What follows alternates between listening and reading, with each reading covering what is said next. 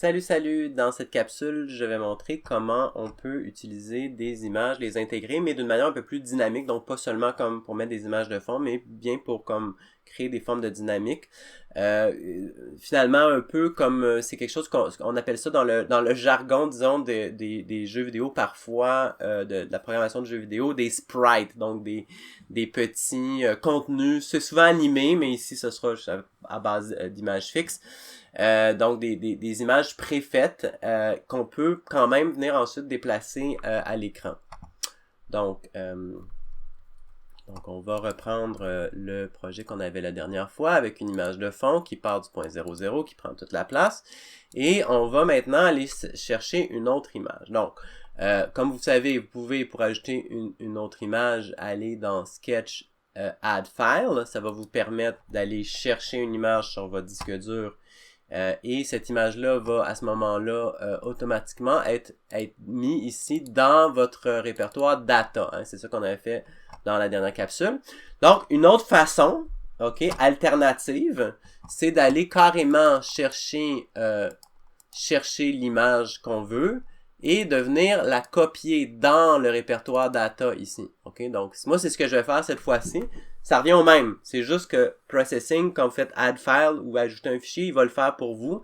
Mais si vous connaissez votre hiérarchie de fichiers, que vous avez où retrouver votre fichier sur l'ordinateur, ben, ça sera à ce moment-là dans le répertoire data qui est associé au sketch que vous devez aller. Donc, maintenant que j'ai mon image, je vais me créer je vais devoir aller l'associer, si on veut, avec une variable particulière qui va me permettre ensuite de l'afficher. Donc, la dernière fois, ce qu'on avait fait, c'est qu'on avait image de fond qui permettait d'aller loader l'image, télécharger, charger l'image Camellia Codeuse. Ici, on va aller maintenant faire la même chose, mais pour une image qui s'appelle Pastel Aqueuse. Et vous allez remarquer que cette image-là, moi je l'ai créée, c'est un PNG et qu'il y a de la transparence. Donc Processing supporte la transparence. Donc ça c'est assez cool pour faire des animations qui ont un petit peu de gueule.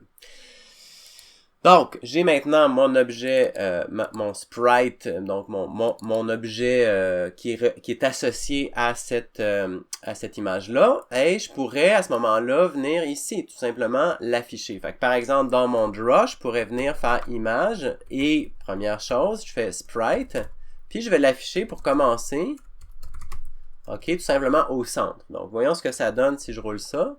Ben, vous voyez qu'ici, mon image apparaît au centre. Donc, mais au centre, comme un rectangle, donc à partir du coin. Donc ça, c'est quand même important. Le petit coin de l'oreille ici, là, il est exactement au centre de l'écran. Donc maintenant, comment je peux faire pour animer ça? Je veux dire, si là, mettons, au lieu de image, c'était, on va dire, rect. Mettons que j'ai un rectangle qui est à masse X, masse Y, puis qui a, je sais pas, combien de pixels que ça a. Je vais juste faire une petite comparaison. Celui-là, 130 par 130. OK, fait que mettons 130 par 100. On va commencer par ça, OK, avant de... Je vais effacer là, pour le moment. Juste pour faire un petit rappel. Donc, mettons que j'avais un rect comme ça qui suivrait la souris. OK, ben, ça ressemblerait à ça. Ça, on sait comment faire ça. Bon, maintenant, comment, première chose, en fait, on va commencer par ça. Donc, comment je pourrais remplacer maintenant ce rectangle-là par une image? Ben, c'est très simple, en fait, parce que, en gros, le 130 par 130, c'est la même chose. Donc, puis, en fait, ben, l'image, comme vous le savez, de toute façon, elle peut prendre un paramètre de largeur-hauteur, si on veut. Fait que je pourrais tout simplement remplacer mon rect par image. Là, tel quel, ça marchera pas. Pourquoi? Parce que qu'est-ce que me dit Processing? De méthode, image, puis image, float, pas applicable au type int. Fait qu'elle me dit, ben là, t'es censé avoir une méthode pimage. Ah, oui. Le premier élément, c'est pas mouseX. C'est un pimage que je veux. Quel pimage? Sprite. Donc, si j'ai image comme ça, sprite, mouse X, mouse Y, 130, 130, bon, 130, 130, c'est la dimension de l'image anyway. Donc, à la limite, je pourrais l'enlever parce que mon image a fait déjà 130 par 130, pas besoin de leur dire, ok? Et, comme vous allez voir, ben, j'ai à ce moment-là mon petit sprite qui va se déplacer.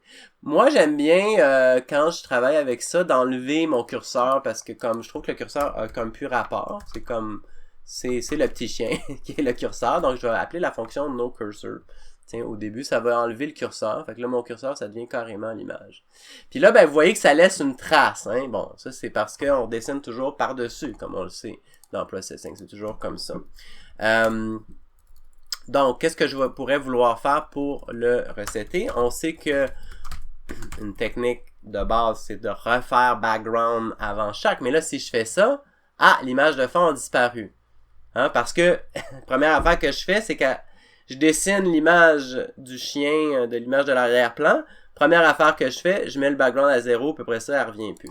Fait qu'en fait, si je veux redessiner une image de fond, je vais falloir que, plutôt que background, il va falloir que je redessine ici.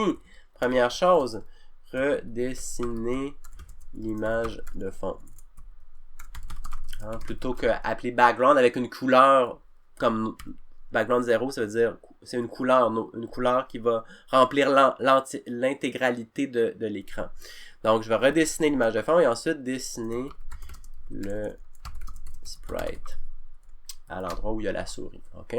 Alors là, j'ai un peu plus le comportement que je voulais. Bon, je vais revenir ensuite ici, mon image, je pourrais toujours la dimensionner avec une largeur et une hauteur donnée. Hein? Je pourrais me dire si c'est du 30-30. OK, ça va faire un plus petit. Ou je pourrais dire, ben, c'est du 200-200. OK? Bon.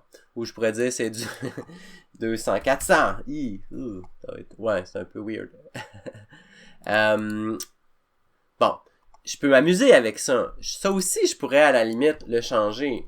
Ben, voyons voir ce que ça donne si je mets masse X, masse Y pour la largeur hauteur. OK? Puis je vais mettre mon sprite au point 0,0. On va voir ce que ça donne. Ben là, mon X vient déterminer la largeur et mon Y la hauteur. OK? Donc, vous pouvez en fait faire toutes les mêmes opérations que vous aviez l'habitude de faire pour vos rectangles, vos ellipses, etc. Vous pouvez les faire pour les images. Vous pouvez faire de la détection de collision, si vous savez la largeur, hauteur de l'image. Ça fonctionne exactement comme un rectangle, ok, comme un rect, ok.